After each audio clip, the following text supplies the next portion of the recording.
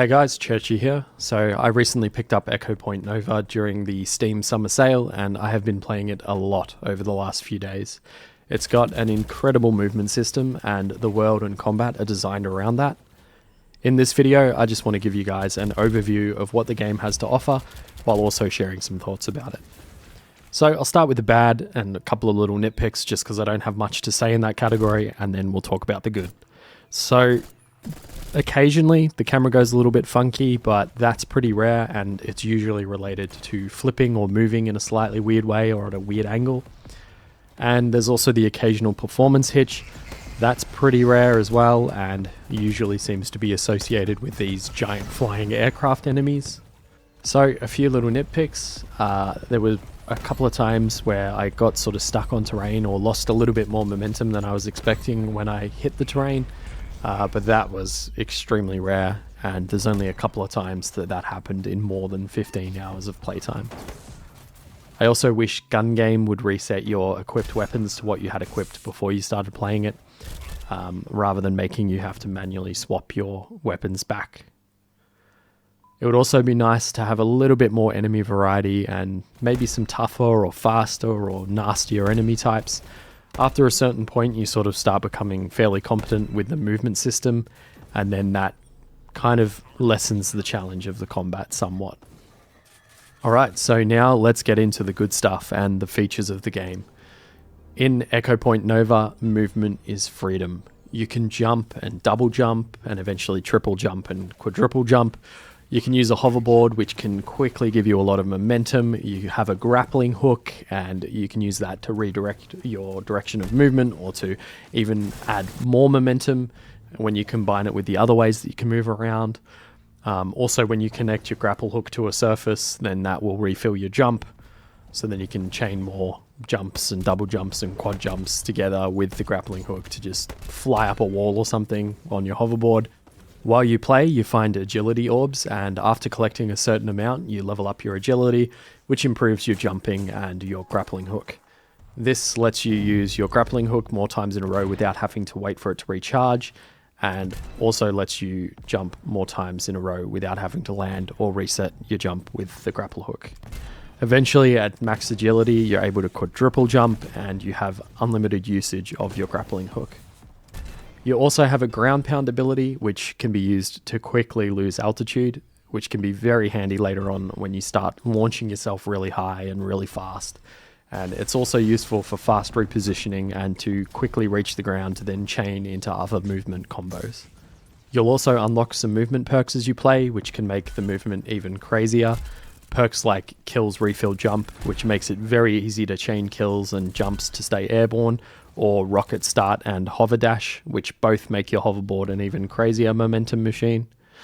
If you want to, you can also do flips, and there is even a perk that makes everything go into slow motion while you are in a flip. For even more added mobility, you can also use explosives to rocket jump if you'd like to.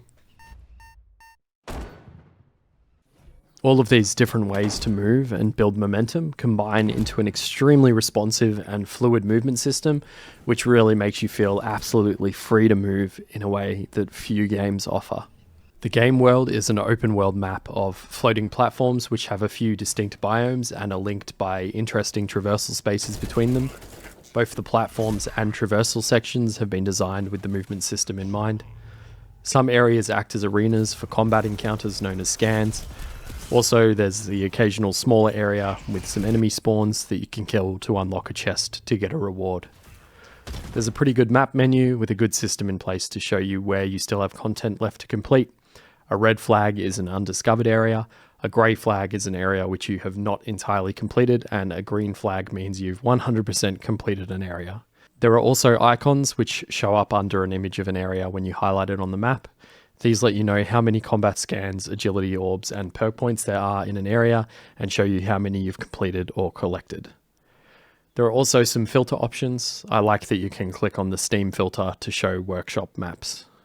Echo Point Nova has a wide variety of weapon types and a number of weapons under each type that you can unlock. There's 5 pistols, 4 SMGs, 3 shotguns, 5 assault or battle rifles, 4 sniper rifles, 2 explosive weapons, and you can unlock attachments on these weapons by killing a certain number of enemies with them. The attachments give you some small bonuses, and they can be toggled on and off. And when you master a weapon, you'll unlock the ability to place a skin on it. There's also a decent projectile system, which combines really well with the movement system and makes some of the shots you pull off feel extremely satisfying. You have to lead your shots depending on how you're moving in relation to the enemy. You can also use a pickaxe to strike enemies in melee range, and you can use it to dig through some types of terrain. There are a variety of enemies that you'll face, and they grow more powerful as you progress further into the game. There are also some interesting giant mech enemies with fun weak spots to take advantage of. The game has a few boss fights that are quite interesting because they involve you fighting giant mechs that are covered in heavy cannons and rocket pods and are filled with enemies, and you have to navigate these mechs and destroy all of the weak spots on them, and that results in some pretty epic battles.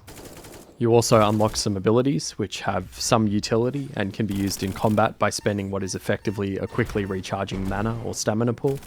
You'll get grenades, which are a powerful explosive, which can be quite useful for taking out the mech enemies. You'll also get a wind power, which lets you throw out a small circle of wind that you can then jump on, or you can throw it at enemies to make them fly into the air. You'll get a freeze power, an ice power, and you can use it to gain momentum when you pass over it on your hoverboard, or you can freeze enemies with it. You can also freeze lava, which gives you a safe place to land, or a place where you can use your grapple hook, because usually you can't grapple hook onto lava. You'll also get a combust ability, which is a firepower, and that lets you burn through some usually unbreakable terrain, and you can also gain some momentum, and you can use it to burn enemies. Completing combat scans will also often reward you with a perk unlock. Perks use up different amounts of power, with more powerful perks consuming more power. You can increase your maximum power by finding hats that are spread throughout the game world and by finding artifacts as part of the main story. Hats will usually give you 1 power and artifacts give you 2. The perks can influence the way you play quite a bit, and some of them are very useful and fun, like magnets, which triples the range at which you can pick up health and ammo, or adrenaline, which lets you fill a bar by moving quickly and then allows you to enter slow motion for a short time when you've charged the bar up.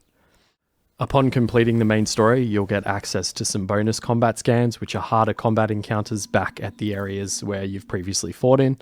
Completing some of these will give you access to some perks that completely change the gameplay, like Gun Game or Earth is Lava, or add some extra fun like random hats or paintball. These game mode changing and fun themed perks remind me of skulls from Halo. So I mentioned there were hats earlier. Well, you can equip those, and there are a lot of different ones. There's also a bunch that reference other shooter games, which I thought was pretty cool. You can also change the color of your suit, your board, and your grappling hook. There's also a few character models to choose from, and you can choose an emote from about 15 different ones. I also mentioned weapon skins earlier. There are a variety of different ones, and if you complete all of the launch content, you can even earn a gold skin.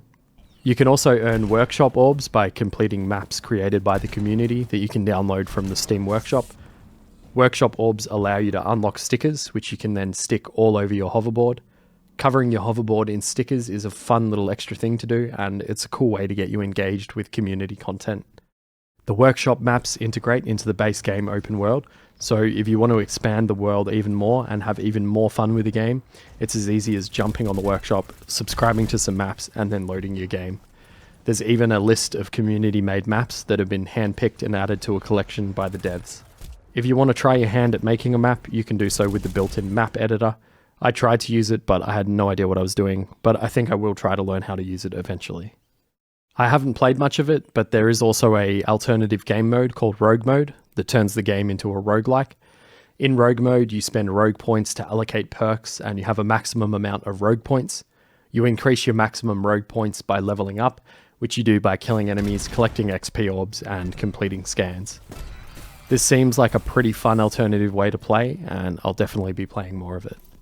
There is also some more content being developed for the game, and it all looks like it's going to be quite a nice expansion.